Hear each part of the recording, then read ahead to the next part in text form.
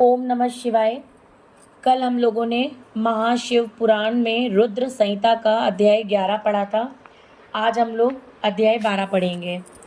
भगवान शिव की श्रेष्ठता तथा उनके पूजन की अनिवार्य आवश्यकता का प्रतिपादन।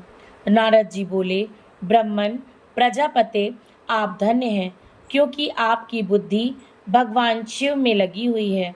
विदे, आप पुनः इसी विषय का सम्यक प्रकार से विस्तार पूर्वक वर्णन कीजिए। ब्रह्मा जी ने कहा, तात, एक समय की बात है, मैं सब ओर से ऋषियों तथा देवताओं को बुलाकर उन सब को क्षीर सागर के तट पर ले गया, जहाँ सबका हित साधन करने वाले भगवान विष्णु निवास करते हैं। वहाँ देवताओं के पूछने पर भगवान विष्णु ने सबके लिए शिव पूजन की ही श्रेष्ठता बतलाकर ये कहा कि एक मुहूर्त या एक क्षण भी जो शिव का पूजन नहीं किया जाता वही हानि है, वही महान छिद्र है, वही अंधापन है और वही मूर्खता है। जो भगवान शिव की भक्ति में तत्पर हैं, जो मन से उन्हीं को प्रणाम और उन्हीं का चिंतन करते हैं, वे कभी दुख के भागी नहीं होते।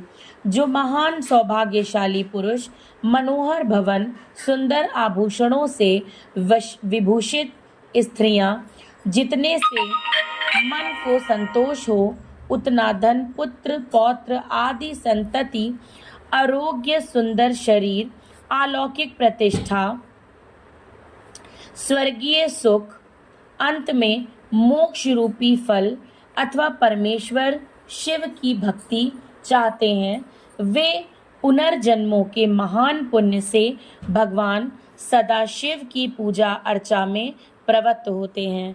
जो पुरुष नित्य भक्ति परायण हो, शिवलिंग की पूजा करता है, उसको सफल सिद्धि प्राप्त होती है तथा वह पापों के चक्कर में नहीं पड़ता।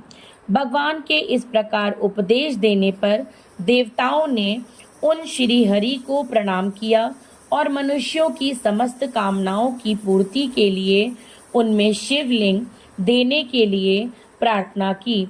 मुनि श्रेष्ठ उस प्रार्थना को सुनकर जीवों के उद्धार में तत्पर रहने वाले भगवान विष्णु ने विश्वकर्मा को बुलाकर कहा, विश्वकर्मन, तुम मेरी आज्ञा से संपूर्ण देवताओं को सुंदर शिवलिंग का निर्माण करके दो।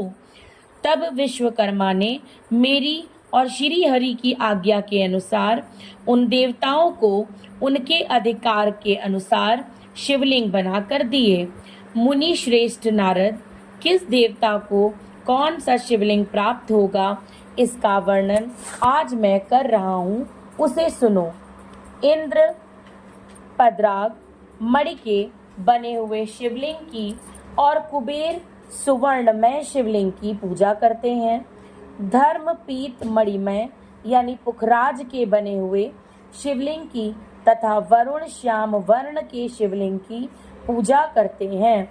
भगवान विष्णु इंद्रनीलमय तथा ब्रह्मया हेममय लिंग की पूजा करते हैं। मुने विश्वे देवगण चांदी के शिवलिंग की, वसुगण पीतल के बने हुए शिवलिंग की तथा दोनों अश्विनी कुमार पार्थिव लिंग की पूजा करते हैं। लक्ष्मी देवी स्फटिकमय लिंग की, आदित्य गण ताम्रमय लिंग की, राजा सोम मोती के बने लिंग की तथा अग्निदेव वज्र यानी हीरे के लिंग की उपासना करते हैं। श्रेष्ठ ब्राह्मण और उनकी पत्नियां मिट्टी के बने हुए शिवलिंग का, मयासुर चंदन निर्मित लिंग का और नागगण मूंगे के बने हुए शिवलिंग का आदर पूर्वक पूजन करते हैं। देवी मक्खन के बने हुए लिंग की, योगी जन भस्ममय लिंग की, यक्षगण दिथि निर्मित लिंग की, छाया देवी आटे से बनाए लिंग की और ब्रह्म पत्नी रत्नमय शिवलिंग की निश्चित रूप से पूजा करती हैं। बाणासुर पारत या पार्थिव लिंग की पूजा करता है। दूसरे लोग भी ऐसा ही करते हैं। ऐसे ऐसे शिवलिंग बनाकर विश्वकर्मा ने विभिन्न लोगों को दिए तथा वे सब देवता और ऋषि उन लिंगों की पूजा करते हैं। भगवान विष्णु ने इस तरह देवताओं को अनेक हित की कामना से शिवलिंग देकर उनसे तथा मुझ ब्रह्मा से पिनाक पाड़ी महादेव के पूजन की विधि भी बताई। पूजन विधि संबंधी उनके वचनों को सुनकर देव शिरोमणि सहित मैं ब्रह्मा हृदय में हर्ष लिए अपने धाम में आ गया। मुने, वहां आकर मैंने समस्त देवताओं और ऋषियों को शिव पूजा की उत्तम विधि बताई, जो संपूर्ण अभीष्ट वस्तुओं को देने वाली है। उस समय मुझ ब्राह्मण ने कहा, देवताओं सहित समस्त ऋषियों, तुम प्रेम परायण होकर सुनो। मैं प्रसन्नता पूर्वक तुमसे शिव पूजन की उस विधि का वर्णन करता हूँ जो भोग और मोक्ष देने वाली है। देवताओं और मुनीश्वरों समस्त जंतुओं में मनुष्य जन्म प्राप्त करना प्रायः दुर्लभ है। उनमें भी उत्तम कुल में जन्म तो और भी दुर्लभ है। उत्तम कुल में भी आचारवान ब्राह्मणों के यहाँ उत्पन्न होना उत्तम पुण्य से भी संभव है। यदि वैसा जन्म सुलभ हो जाए तो भगवान शिव के संतोष के लिए उस उत्तम कर्म का अनुष्ठान करें जो अपने वर्ण और आश्रम के लिए शास्त्रों द्वारा प्रतिपादित है। जिस जाति के लिए जो कर्म बताया गया है उसका उल्लंघन ना करें। जितनी संपत्ति हो उसके अनुसार ही दान करें। कर्म में सहस्त्रों यज्ञों से तपो यज्ञ बढ़कर हैं। सहस्त्रों तपो यज्ञों से जप यज्ञ का महत्व अधिक है। ध्यान यज्ञ से बढ़कर कोई वस्तु नहीं है। ध्यान यज्ञ का साधन है, क्योंकि योगी ध्यान के द्वारा अपने इष्ट देव समरस शिव का साक्षात्कार करता है। ध्यान यज्ञ में तत्पर रहने वाले उपासक के लिए भगवान शिव सदा ही सन्निहित हैं। जो विज्ञान से संपन्न हैं, उन पुरुषों की सिद्धि शुद्धि के लिए किसी प्रायश्चित आदि की आवश्यकता नहीं है। मनुष्यों को जब तक ज्ञान की प्राप्ति न हो तब तक वह विश्वास दिलाने के लिए कर्म से ही भगवान शिव की आराधना करें। जगत के लोगों को एक ही परमात्मा अनेक रूपों में अभिव्यक्त हो रहा है। एकमात्र भगवान सूर्य एक स्थान में रहकर भी जलाशय आदि विभिन्न वस्तुओं में अनेक से दिखते हैं। देवताओं संसार में जो जो सत या असत वस्तु देखी या सुनी जाती है वह सब परम ब्रह्म शिव ही है। ऐसा समझो, जब तक तत्व ज्ञान ना हो जाए तब तक प्रतिमा की पूजा आवश्यक है। ज्ञान के अभाव में भी जो प्रतिमा पूजा की अवहेलना करता है उसका पतन निश्चित है। इसलिए ब्राह्मणों, यह यथार्थ बात सुनो। अपनी जाति के लिए जो कर्म बताया गया है उसका प्रयत्न पूर्वक पालन करना चाहिए।